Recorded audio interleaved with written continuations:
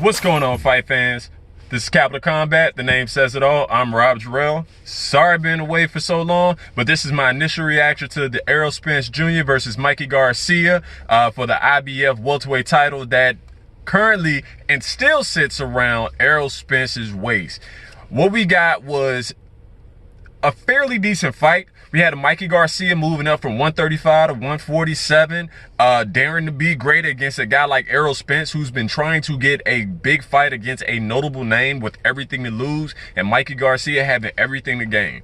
And Errol Spence Jr. did not take any chances in this fight. He came in prepared. He looked good. He looked like he wanted to fight. Mikey Garcia definitely came in willing to fight, and unfortunately it wasn't enough. Errol Spence Jr. is one, just too big, too athletic, too strong, and let's face it, he normally fights at one speed. In this fight, it was a little bit different. He took his time. He decided to box with Garcia, and that's really what Garcia wants you to do. He wants you to box with him. He's a sharpshooter. He is great at placing his punches with decent speed, decent power, but again, those are at weights that are not 147. He came up, I think he weighed in at about 145 and a half, but Errol Spence weighed in about 146 or 146 and a half, but he walks around at roughly anywhere from 180 to 200 pounds according to Keem. I don't see how that happens, but apparently he makes the weight comfortably. He's good at that weight, and he keeps winning at that weight. Mikey Garcia lost his undefeated record, but it's no shame because, one, he made it all 12 rounds against a guy like Errol Spence, who constantly goes for the knockout, constantly gets guys out of there.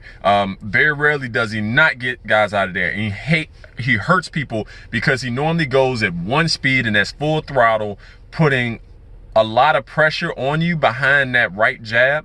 And in the first, I want to say 6 to 7 rounds, that's exactly what he did. He put he was able to land that that right jab and throw off the right jabs, whether it was looping to the body, looping up top, or confounding Mikey Garcia, shooting up top. But Mikey Garcia, the punches weren't as clean as they could be, and you could tell that Mikey Garcia wanted to counter and punch him in precise places, but against a guy who also places his shots well, including putting a lot of power on him, he really was forced to keep his hands at home. And in about the 8th round, that's when you can see Errol Spence really turn it up, because he started really walking him down, getting on the inside, actually fighting from outside, mid-range, and on the inside very well, and putting Mikey Garcia on the ropes and backing him up consistently. Mikey Garcia did a good job turning with those punches,